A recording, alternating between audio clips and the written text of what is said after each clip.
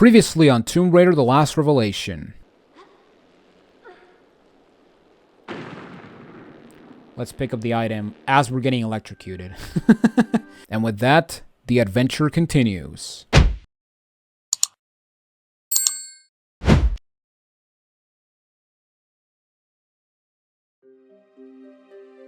Welcome back everyone to the Tomb Raider Marathon. I am Jonathan Wolf, and today, ladies and gentlemen, we're moving on to the next level, which is the Tomb of Semerkhet, which is one of the better levels of this game, if it weren't for one fatal flaw that this game has, which hopefully doesn't happen when we get to it, but I guess it's one way to find out.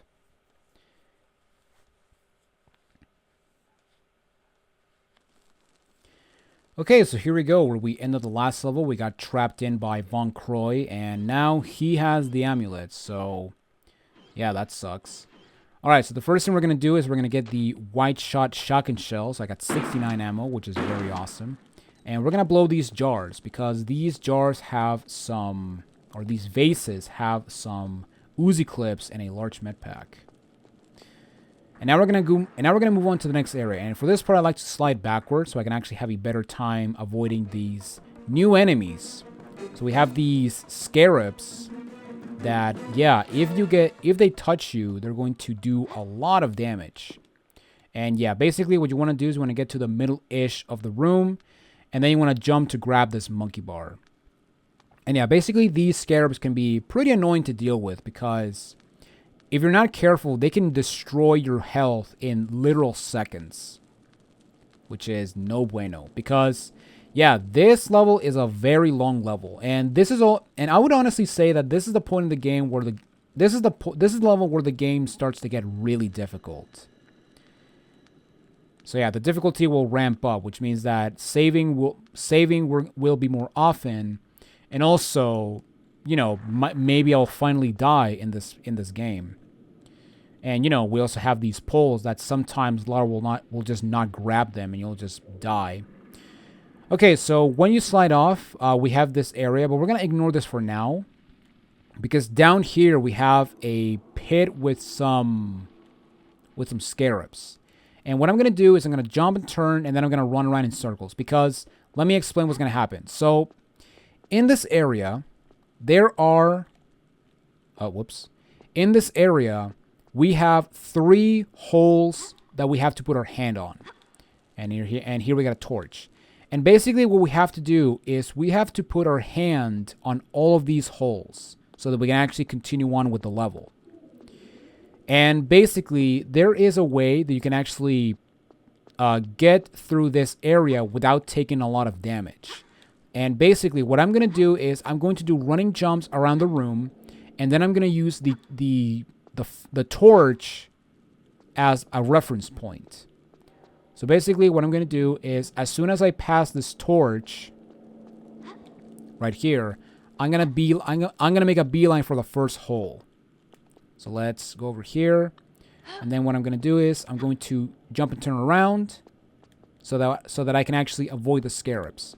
And then what I'm going to do is I'm going to go for the 3rd hole. Now, if you want, you can actually do like more revolutions and actually, you know, try to avoid the scarabs, but I'm going to do it fast because yeah, this part is honestly not that bad if you are efficient with your movement. But yeah, let's go ahead and go into hole numero 3. And yeah, there we go. And then once we put our hand in all 3 holes, let's go back to the pole and let's climb up to the 2nd layer. Now, by putting your hand, I want to say on the middle hole, what it did is that it opened that door you see in the distance, which is awesome. And yeah, that direction is a way to continue on. Now, before we move on, let me explain this right here. So right here we got a stick, and what you can do is by pressing the action button, you can actually light this stick on fire and create a makeshift torch. And I guess the idea is you have to use this torch to basically have the scarabs go away. However, it doesn't work. It's terrible. It's poorly programmed, and the worst part is that when you have this torch on your hand, you cannot put you cannot put your hand in the hole. So you have to drop the torch, put your hand in the hole, and yeah, basically this whole thing is just pointless. Just toss it and get rid of it. And you get rid of it by pressing triangle. But yeah, let's go ahead and... Oh, it didn't destroy that. Wow, look at that.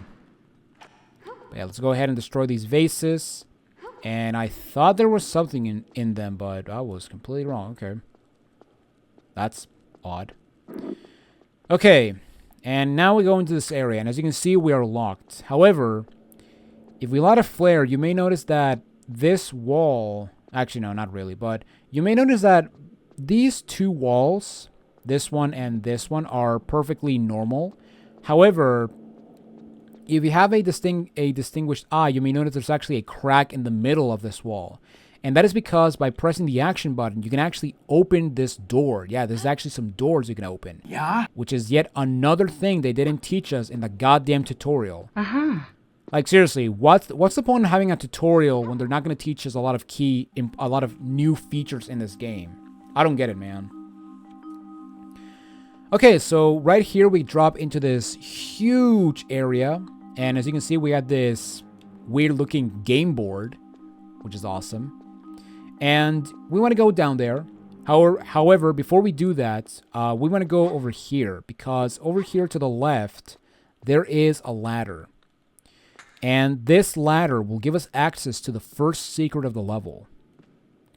Out of 7, I believe, if I'm not mistaken. So yeah, that's awesome. So yeah, let's go over here. And into the secret we go, which has some white shotgun shells and a small med pack. Alright, so now let's drop into the game board, which is the safest way to get down. And then, you may notice that there's actually a ladder. However, there are some trapdoors down there that is going to prevent us from going up there. Uh-huh. So what you want to do is, when you enter the room, we want to go to the right. Basically, we want to go where this head is, and then we want to go over here. And right over here, we got a ladder. And this ladder will take us to an area that is going to allow us to pick up an item so that we can actually play the game that was back there. Because, yeah, that is actually a game we have to play. So we're gonna test our Egyptian board game expertise, which is awesome. Okay, so I'm going to change to my normal shotgun shell because as soon as we go down here, we're going to spawn some Anubis dogs. So let's kill you and blast you. Okay, and here we have probably the most infamous section of at least the first half of this level, because yeah, this part can be very infamous, or it can be very infuriating. Okay, so before we do anything, if we go down here, you may notice that there's actually an item on that pedestal surrounded with fire, and surprisingly, it's not burning. And yeah, basically what you want to do is that item that is on that pedestal, that is our ultimate goal, because that is actually, by picking up that item, it will allow us to play the game that was back in that area with the first secret. And basically, we have to find a way to turn off those flames. And that is where this puzzle comes into play. Because you may notice that here we have these 3 flaming holes. However, 2 of them have their flames going on and off. And basically, the rule of thumb is you want to basically put your hand on all of these holes so that you can actually make stuff happen. Uh-huh. And basically, this whole section is about timing. So basically, as soon as the fire goes out, you want to put your hand in one of the holes, and then you just want to back up as fast as possible so you don't get burned. Now, if you get burned, there is some water back there. However, yeah, you want to try not to get burned at all because, you know, we want to try to do this level without using a med pack. And we want to keep as much life as we can. So yeah, as soon as it goes off, just go. And the best way to go to safety is you want to hop back twice. And sometimes take a step forward, but I don't recommend you do a step forward in some cases, because yeah, the fire hitbox can be very, very stupid. Not to mention that if you go if you go there as soon as the fire stops spewing from the hole, even if the fire is no longer being spewed by the hole, you will get hit by the remaining fire that is being, ejected, which means that you're going to catch yourself on fire and you're going to die. Now, by putting your hand in both holes, what it did is that it permanently turned this hole off. So we can actually put our hand safely into it. And as you can see, we're going to hit the ground shaking.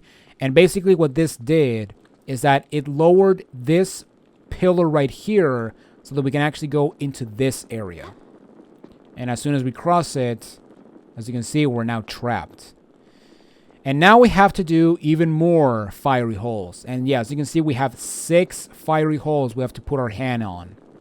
Now, I guess this is I mean, this is no-brainer, but I recommend you save your game. Because, you know, if you screw up, then you can just reload the game and you don't have to restart the first section of the level again. Unless you're doing a no loads, no mets challenge, in which case I pity you, because this level can be very infuriating. Okay, so to the left we have this hole that is permanently off, and then we have this hole that is oscillating. And to the right we have these 2 that are permanently spewing fire, and then we got this one which is not spewing, which is oscillating. So what you want to do, so yeah, basically now the idea is we want to put our hand in all of the holes in this room. And yeah, this is actually the room where I would recommend you take two hop backs and a step forward. And oh, I could have gone there, but yeah, I'm not gonna risk it. But yeah, basically this is all about timing, and this is all about patience. Patience is essential in this area. So yeah, let's put our hand on this hole, and then take 2 steps back, and then let's take 1 step forward. And then by putting your hand on that hole, what it did is that it turned this one off. Now, you can tell if a hole is spewing fire or not, because if you can actually see a little flame inside the hole. So yeah, as you can see, you can kind of see it, but there's actually a flame on the other side of that hole, which means that that is actually a hole that will start spewing fire. And speaking of which, I'm actually going to go for this one. Oh, go, Laura, go. Alright.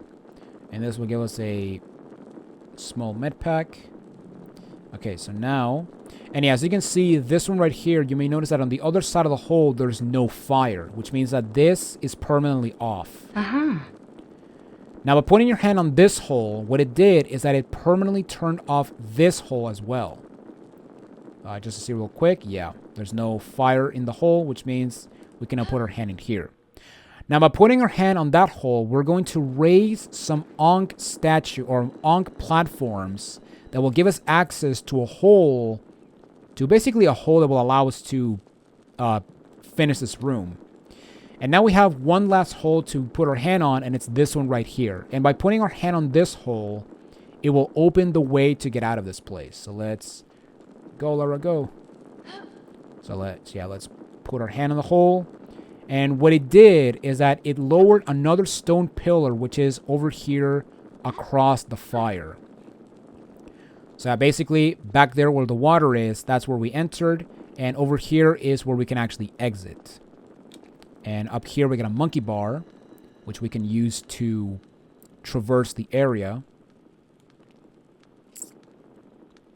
And now we have to go to the top of the room. So yeah, that's the platform that we raised. And the Ankh platforms we raise are right here to my right. I'm gonna let it flare, it's kind of dark. So, and yes, I say Ankh platforms because on the surface they're actually Ankh. You can actually see some Ankhs. So yeah, that's why. Alright, and then we're gonna make it to this platform right here. And here we have the final flaming hole we gotta put our hand on. So yeah, basically we're gonna go over here. Oh, go, go, go, go, go. And yeah, let's go ahead and put our hand. And by putting our hand on that hole, what it did is that it turned off this hole right here so we don't, get scammed by fire. But it also shut off the fire down below so that we can actually claim the item. Now, before we go down there, we have a secret to claim. And the best way to put it, or the best way to claim it is we want to go over here to the right. Now, some versions will actually prevent you from continuing on to the right if that's the case, what you want to do is you want to go over here-ish, and then what you want to do is you want to do a side jump so you can slide off and actually shimmy on the ladder. And yeah, that's actually another way to get to it. So yeah, with that said, let's just go around. And yeah, basically, we're going to be moving on to the second secret of the level.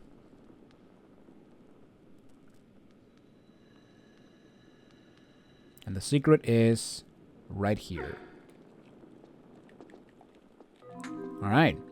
And this secret contains some wide shot shotgun shells and a large med pack. So basically the first secret, but instead of a small med pack is a large one. So that's pretty funny. Okay, so now let's just drop down. And now we can go into this pathway to claim this item. And as soon as you claim this item, the trapdoors will open on the other side, meaning that we can now go and play the game. Which is awesome. And as you can see, there's the thing. And yeah, so what did we get? What the hell did we get? So let's see what we got. We got the rules of Senet. So yeah, the game is called Senet, and apparently it's actually an ancient Egyptian game back in ancient times, which is really cool. And yeah, basically I'm going to show the rules of Senet once we get to the area, but basically now we have a board. Now we have to fight a game. Now we have to play a game, and this game it can be either really easy or really difficult. And that is because it all depends on what you want to do. Because this, depending how you do in this game, will depend what path you'll take what path you'll take after the game ends. So yeah, basically as you approach right here, I guess we're gonna fight the ghost of Semerkhet. We got the good old lips right there. And actually, and also, one thing that I highly recommend you do is have the shower being turned on. I hope that doesn't get picked on the microphone. But also, I highly recommend you save your game. Because, actually, before we do that, let's go ahead and examine the rules of Senet. So, to win the game, get all your pieces off the board by landing them on the final Ankh square. On your turn, spin the sticks. Your throw is the number of white sides showing. If no white sides show, your throw is a 6. If you throw a 6 or land on an Ankh square, you get an extra turn. If you land on an opponent's piece, it is returned to the start. And yeah, that's basically it. And yeah, that's basically how you play it. So yeah, basically what you have to do is you have to spin the dice, and you have to make sure that all of your pieces land on the final Ankh square. So I guess I'll show you real quick. So yeah, basically you have to make sure that the red, green, and blue pieces land on that Ankh piece exactly. And when I say exactly, you may know what I mean when we get to it. But yeah, basically you have to make sure that you win But yeah, basically depending if you win or lose will depend what path you will take to continue on with the level. Now, for this video, I will showcase the winning path. However, in the next video, I will showcase the losing path. Now, you may be wondering, why am I going to do that order? Well, I'm going to mention this after I win. But yeah, for this video, I'm going to do the winning path. And yeah, basically, if I fail, then I'm just going to reset the game. Or reset the game and just cut ahead. But let's just see if I can do it on the first try. Now, the way the pieces move is basically... I guess I'll show you real quick. But the way the pieces move when you start the game is the starting tile is this tile right here that I'm standing on. And basically, what the pieces will do is they'll basically go around from this Ankh all the way to the end right there. So basically, the first 4 spaces are completely safe from your opponent's pieces because your pieces cannot go in here. And your opponent's pieces cannot go in here. So it's from this tile all the way to the end where you can actually send his pieces back to the start, or he can send your pieces back to the start. Now, a big problem about winning this game is that this has a lot of reliance on luck, because you have to be very lucky that he does not get good rolls, and you also have to be very lucky that, you manage to get the rolls that you need.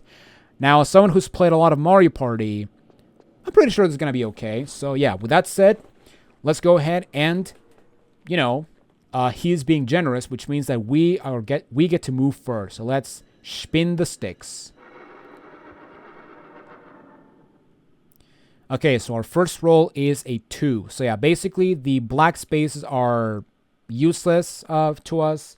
So we want to take in consideration the white spaces. So our first roll is a 2. So let's just move the red piece. It really doesn't matter at first. So, and he also rolled a 2. Okay. All right. If I get a 2, I can get an extra turn. Oh, I get a 1. I'll move the red piece. All right, and he get a 2, which means that he gets an extra turn. That is not good. And he gets a 2 again. Okay. So if I get a 3 or a 1, I can actually. Oh, okay. So if I get a 1, I get an extra turn. But if I get a 3, I can send him back. Oh my god! I got a 3. Oh man, that's awesome. Man, that was lucky. All right. Yeah, let's see if my Mario Party skills will stick to this one. Okay, so I got a 1. 1, 2, 3. Okay, 1, 2, 3, 4. Okay, so if he gets a 3 or a 4, he can send my red piece back. You know what? I'm gonna risk it. I'm gonna move green out of the way, or I'm gonna start moving green. And oh, he got a 3. Send me back.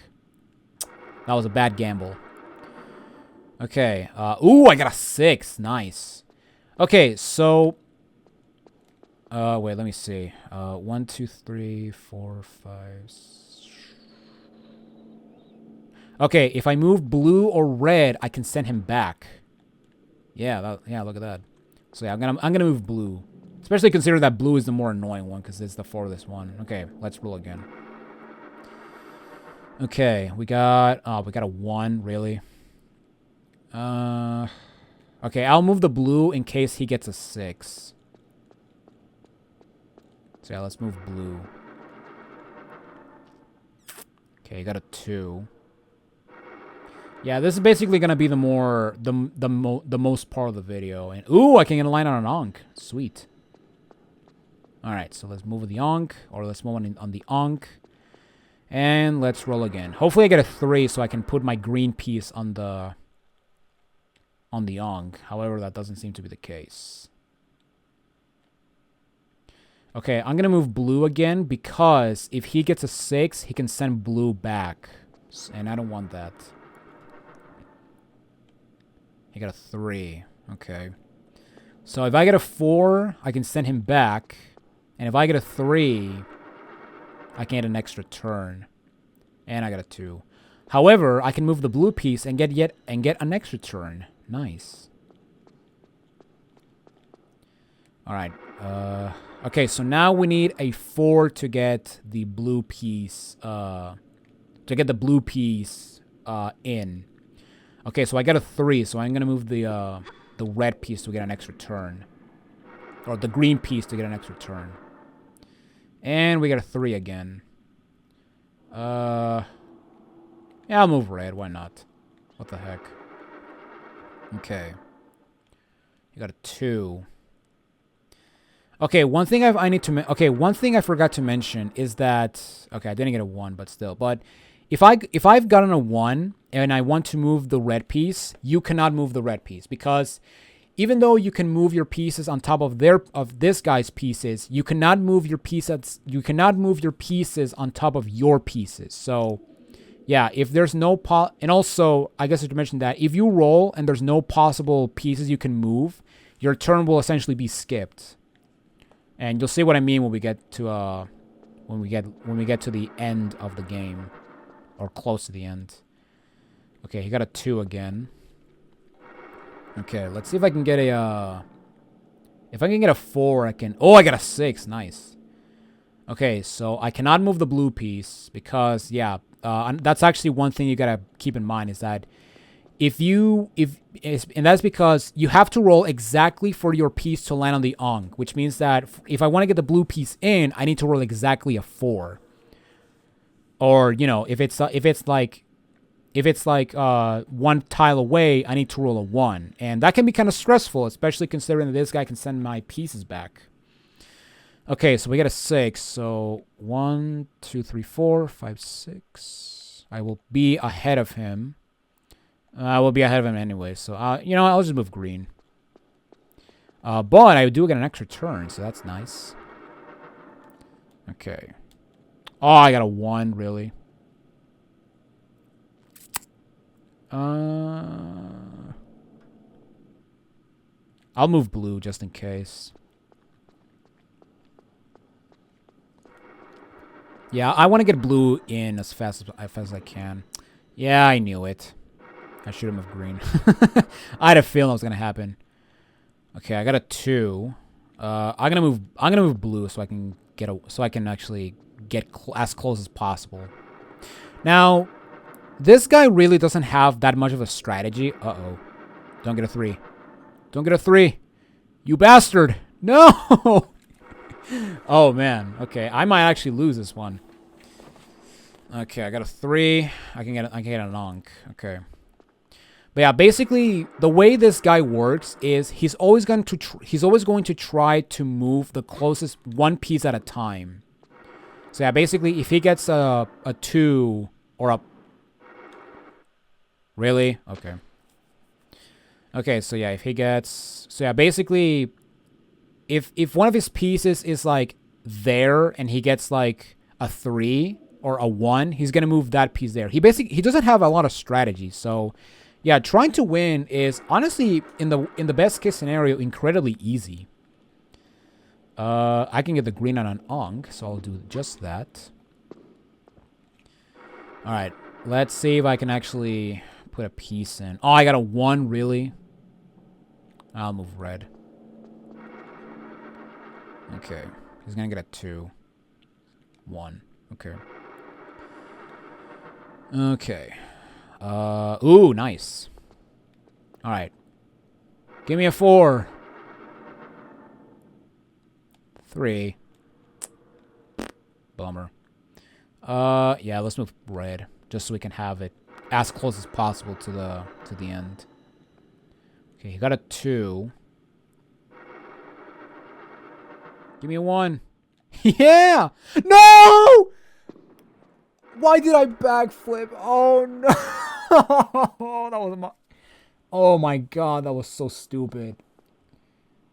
Uh-huh. Oh, my God. Now what? I'm not going to get a 1. Or, you know, he's going to send me back, and I'm going to get a 1. Just watch. Okay, I got a 4, so I can move blue and land on an Ankh. So let's do that. Alright. Give me a 1. You bastard.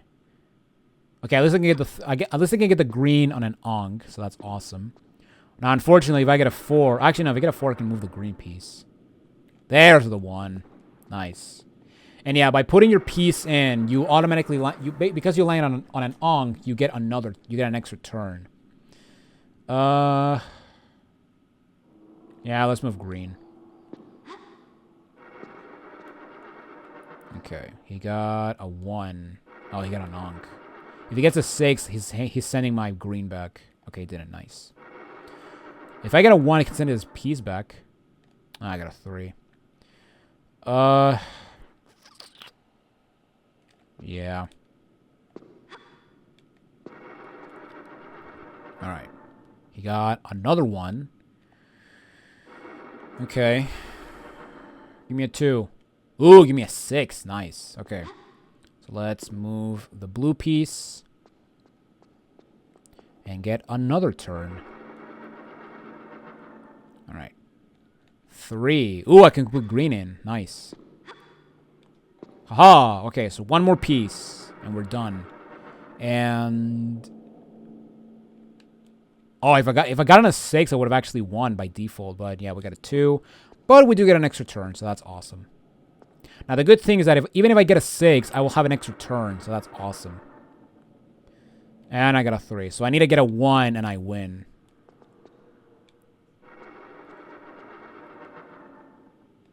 Oh, I got a 4. Ugh. That doesn't look good. Give me a 1. You bastard.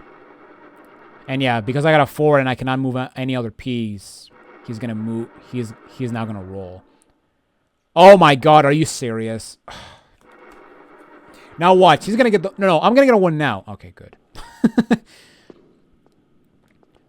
No, but now watch. He's gonna get a 1. Oh, he got a 6. Oh, right. Here's another piece. Oh my god, are you serious? Am I seriously gonna lose? Oh my god, he has 2 for 2. That is not good. I'm probably gonna lose. 2. Oh, I can get the Ankh. Okay, I'm gonna try to send him back.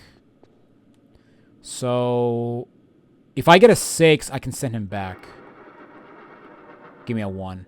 I knew it. I knew it. I fucking knew it. God. All this Mario Party has prepared me for the worst. Good lord. Okay, so if he gets a 3, he wins, which is something I don't want. 2. Ah, damn it. He's gonna get a 3. Watch. He's gonna get a 3. He's gonna get a 3. I knew it. I freaking knew it. Oh my god, I knew it. I can't believe I spent all that time and lost. I'll see you guys in a bit. I can't, man, all that effort only to lose the game. I cannot believe it. Oh my god, I should have saved my game so that I can actually prepare myself to lose. Ah, that's okay, because it's actually a very easy way to lose the game. Okay, I'm gonna cut ahead. Yeah, I'm gonna cut ahead, and I'll see you guys back, and I'll see you guys in a bit.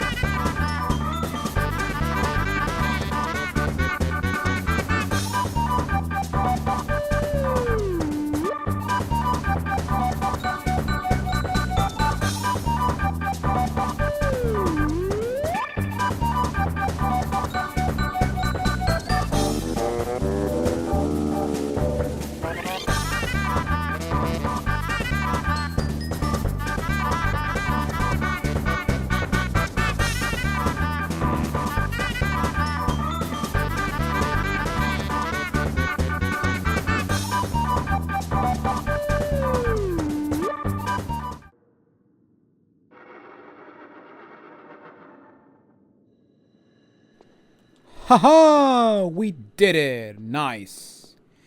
Okay, so as you may notice, as we win, we will have these Ankh platforms raise up, which means that we can now go over there, across the board into that opening over there. And that is awesome. Alright, so there we go. We won. It only took me another attempt, and my god, that beginning part was like was like free, because I got like 2-6. Well, I landed like in almost like 3 ongs. I got like 3 6s almost in a row. Oh man, that was awesome. All right, so now we're gonna go over here and we're going to make it across to the other side. Now, here's the kicker: if you win the game, you will miss 5 secrets in this level. So yeah, out of the 7 secrets you can get, you will not be able to get 5 of them if you win the game. So yeah, basically, that's actually a reason as to why I wanted to do the winning path first, so that I can actually reload the game and, you know, lose the game and make that the actual run. Now, the reason I'm going to showcase this path first is because, well, it's the non-canon path first. Kind of similar to how I did with the River Ganges with the non-winning path. But yeah, let's go over here to this door and get some Anubis dogs and kill them immediately. And another reason as to why I wanted to do this path first is because also this path is the shortest of the two paths. All right, let's just do one thing here, and yeah, we're just gonna collect all the items as if I'm actually playing through this normally. But yeah, inside one of these jars we have some Uzi clips, and then I'm gonna get my wide shot just to pop these guys open. And in here we got some normal shotgun shells, and we have, and I do see a dog, a Anubis dog there. And I kill the Anubis dog. And there is another one over here as well. There we go. Okay. And that is it for this area. So now we're just going to continue on into this hole right here. And in this hole, we want to be quick. Because as soon as we drop down here, we're going to have some scarabs raining down on us. And basically, we want to make it to that pole over there. And you want to be quick because the scarabs can actually reach to where we are. Yeah, you notice behind us. Oh my god, okay. And yeah, now we just have to climb up. And in this next room... Or no, wait, not yet. But... Oh yeah, coming up next, we have another... we have a puzzle that we have to deal with. Alright, so let's break up these vases. Get the... Oh, I was using the normal ammo. Wow, look at that. Get the med pack and nothing at all. My god. Alright. And here we have the puzzle, I guess. Okay, so... As you may notice, we have these lights coming from the ceiling into this giant pearl or diamond. And basically, underneath the sarcophagus is where we need to go to finish the level. And basically what you want to do is we want to block the sunlight or the sun stream so that we can actually move the sarcophagus. And that's where this pole comes into play. Now, as soon as you get in here, we're actually going to spawn a bat. Or a couple of bats.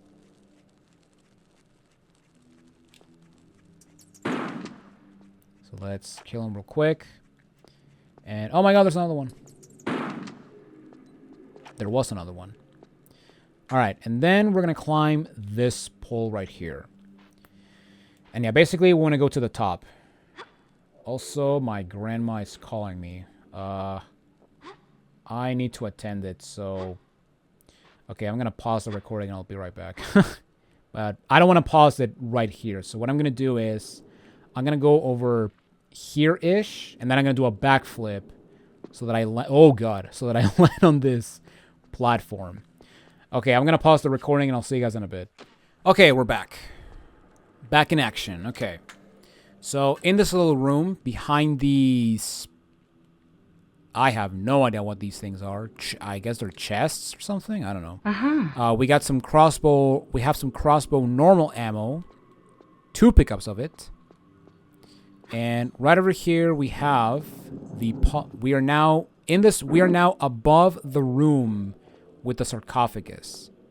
And as you can see, we have these light streams going on. And here we have a movable object puzzle. So basically what you want to do is you basically want to move the pieces that we use for the game, and you want to put them on their proper color or colored tile. So yeah, we're just gonna move this red guy over here.